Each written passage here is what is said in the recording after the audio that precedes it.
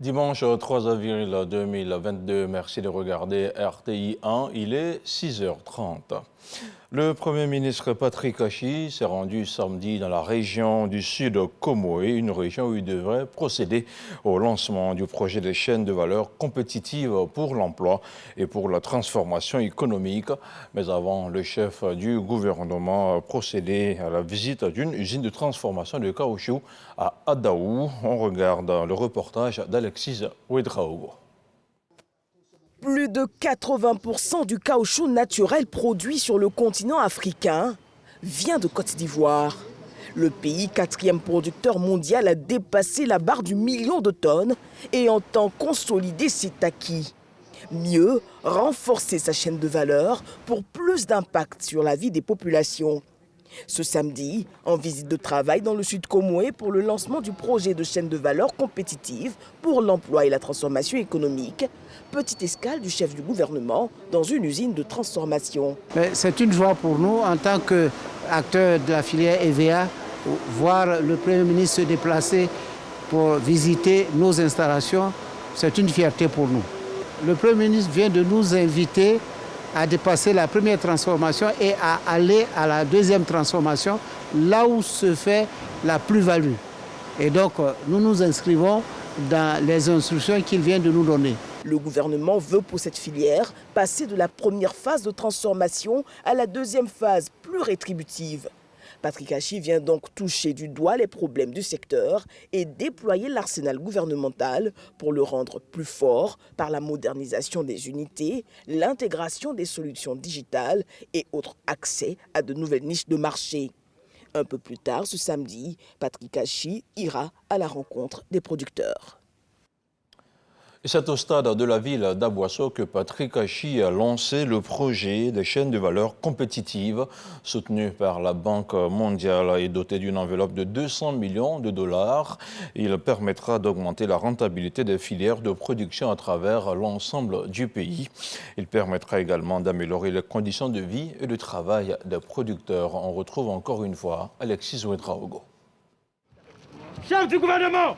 En heure militaire, à l'entrée de la ville, puis cap sur le stade d'Aboisseau pour le lancement ce samedi du projet des chaînes de valeur compétitives pour l'emploi et la transformation économique. En des termes plus simples, ce projet veut développer la rentabilité des filières clés de production. Le projet vise à améliorer la compétitivité des chaînes de valeur du palmier, de l'EVA, de l'ananas, de la mangue et du plastique, à savoir les granulés faits à partir de pétrole.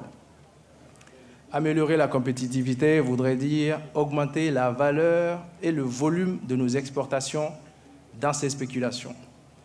Mais le projet vise également à améliorer le revenu de nos planteurs à travers la création d'une plus forte valeur ajoutée dans nos pays.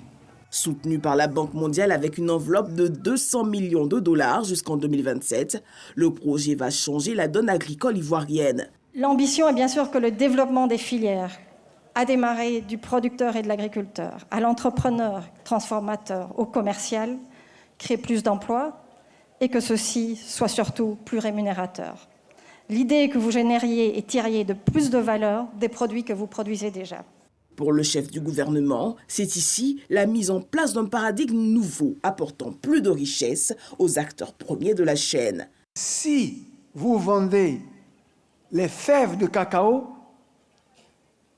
vous faites la partie du travail la plus difficile, mais vous en retirez le bénéfice le plus faible. La décision du président de la République, dans sa vision Côte d'Ivoire 2030, c'est de dire maintenant que nous avons remis le pays à niveau.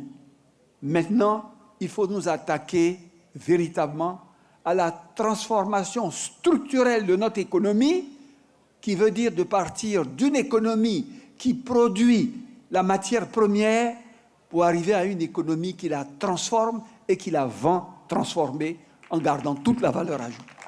Une vision portée de bout en bout par le chef de l'État qui engage le secteur privé. Ceux aujourd'hui qu'on appelle paysans, ce qu'il faut, c'est que demain, on les appelle fermiers. Parce que fermier, ça veut dire tu as un tracteur, tu as un véhicule, tu as des équipements qui pompent tes produits, tu as des équipements automatiques pour cueillir, tu fais plus ça à la main, tu modernises ton environnement et tu deviens un fermier, tu as une entreprise. Tu transformes également, c'est-à-dire ici, dans la région d'Aboisseau, on va avoir des unités de transformation de tous ces produits que vous avez là. Et le projet est plus ambitieux, transformer le visage des chefs-lieux de région en pôle économique attractif, n'ayant rien à envier au capital, mais surtout intégrer les chaînes de valeur mondiales. Le président a l'intention d'aller encore plus loin pour la Côte d'Ivoire. Pas pour nous, pas pour lui-même, mais aimer son pays, vouloir développer son pays, c'est travailler non seulement pour ceux qui sont là aujourd'hui, mais travailler pour la génération suivante.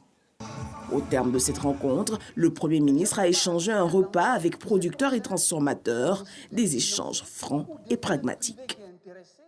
Autre chose, à présent, les fidèles musulmans sont de plein pied dans le mois sacré de Ramadan. Pendant 30 jours, ils devront s'abstenir de boire et de manger du lever au coucher du soleil. Comment ont-ils abordé ce premier jour de jeûne? La réponse dans ce constat de Mohamed Khalil Diomandé. Cocody Saint-Jean. Il est 16 heures. Ce conducteur stationne son véhicule pour exécuter sa prière. Pour lui, il n'est pas question de manquer un seul instant d'invocation à Allah en ce mois béni de Ramadan. À Adjamé, devant cette mosquée, un accent particulier est mis sur la spiritualité. Je fais ces invocations depuis 5 heures du matin pour implorer la miséricorde d'Allah. Pendant le mois de Ramadan, le Satan était enchaîné. C'est-à-dire ce qui empêche le musulman de bien adorer Dieu, qui est le diable, est affaibli par la venue du mois de Ramadan. Non loin de la mairie d'Adjamé, Ami se dit soulagé par ce temps clément. Par rapport à mon premier jour de carême, ça se passe très bien. Je n'ai pas de saucisse, la faim, rien du tout. Le temps est sombre, il n'y a pas de soleil. C'est déjà un cadeau avec la pluie. Voilà, on n'a pas eu faim, donc ça c'est une grâce d'Allah. Chez ces vendeuses, contrairement à l'année dernière, les beignets se vendent difficilement à l'entame de ce mois de jeûne. Aujourd'hui là c'est dur. On n'a pas encore vu des clients, bon, on n'a pas fait beaucoup comme la manière qu'on fait là. Bon, comme c'est un samedi aussi, c'est un jour ouvrable. Je pense que ça allait aller. À quelques mètres de là, c'est l'affluence chez cette dame. Ça fait 4 ans qu'il achète les beignets chez cette dame-là. Son beignet, il est bien fait, il est raffiné, il est léger. Quand tu manges, tu n'as pas de problème de digestion. Ramadan est marqué par les moments de rupture. Dans cette cour située en plein cœur d'Adjamé, les femmes s'attellent à la cuisine pour concocter des mets variés et succulents. Entre nous ici, c'est la solidarité. Quand il est l'heure pour couper le carême, chacun fait sa petite part et puis on mange ensemble. On prie Dieu aussi que le reste s'achève comme ça. Le reportage de Mohamed Khalil Diomandé était commandé par Issa Chonan-Yo. Dans la commune d'Abobo, le maire Kandia Kamara a offert des vivres à la communauté musulmane. C'était vendredi dernier. Il s'agit de vivres composés essentiellement de sucre et de riz. Le conseil municipal vient à travers ce geste traduire sa solidarité à l'ensemble des musulmans qui vivent le Ramadan. L'ESATIC, une école de technologie, vient d'inaugurer son campus associé numérique. C'est le fruit du partenariat entre une autre école de technologie industrielle basée en France et l'ESATIC. Ce hub franco-ivoirien pour l'éducation vise à soutenir des projets de formation diplômante conjointe entre les établissements ivoiriens et français. Le compte-rendu de Sephora Zegui. Les ministres Adama Diawara et Roger Adam Félix sur les bancs de l'École supérieure africaine des technologies de l'information et de la communication ESATIC. Pas pour suivre des cours, mais plutôt pour inaugurer le campus numérique Cannes de la dite école. Une plateforme qui a pour vocation la formation diplômante conjointe entre des établissements ivoiriens et français. Le Cannes est un programme monté dans le cadre du hub franco-ivoirien C'est un partenariat défini entre l'ESATIC et l'École supérieure des technologies industrielles avancées de Bidar en France pour former des étudiants à des diplômes français, n'est-ce pas, sans bouger de Côte d'Ivoire. La mise en œuvre de ce projet est possible grâce au contrat de désendettement et de développement C2D. Vous savez, le processus de C2D, c'est un processus collectif. On s'assoit à la table, français et ivoiriens, et on décide ce qu'on va faire ensemble. Je voulais quand même dire qu'aujourd'hui, j'ai vu une très belle école qui permet aux étudiants de Côte d'Ivoire, mais aussi de la région, d'obtenir des diplômes de qualité internationale.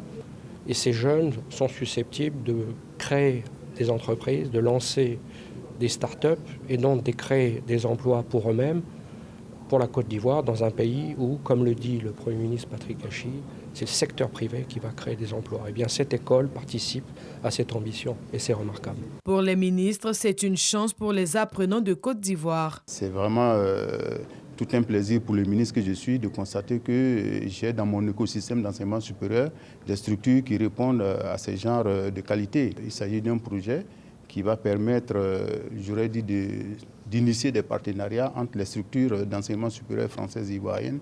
Et cela, c'est tout bénéfice pour nos étudiants. Il est important que nous ayons des jeunes Ivoiriennes, des jeunes Ivoiriens bien formés. Donc ceci garantit des compétences numériques, ceci garantit l'avenir de notre pays et puis faire en sorte que nous puissions entrer réellement dans la cyber-excellence. Depuis sa création en 2012, l'ESATIC a formé 250 masters, tous insérés dans le monde professionnel.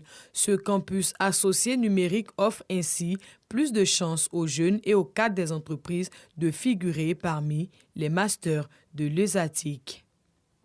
On parle maintenant de salubrité avec le lancement officiel à Aliodan dans la commune de Marcory de la 51e édition de l'opération Grand Ménage.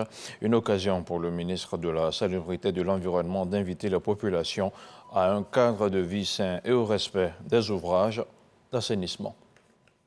On regarde maintenant l'actualité internationale. Sinon, en bref, au Burkina Faso, une vingtaine de civils ont été tués dans l'attaque d'une mine d'or dans le nord du pays, nous rapportent des sources locales. C'est un site près de Bargar, dans la province de Namatanga, qui a été ciblé. Il s'agit d'une attaque contre une mine d'or artisanale avec au moins 2 autres sites qui ont été frappés.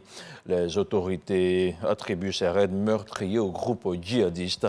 Vendredi dernier, le président par intérim du Burkina Faso, le lieutenant-colonel Paul-Henri Sandaogo Damiba, a annoncé la création de comités locaux de dialogue avec les différents groupes armés.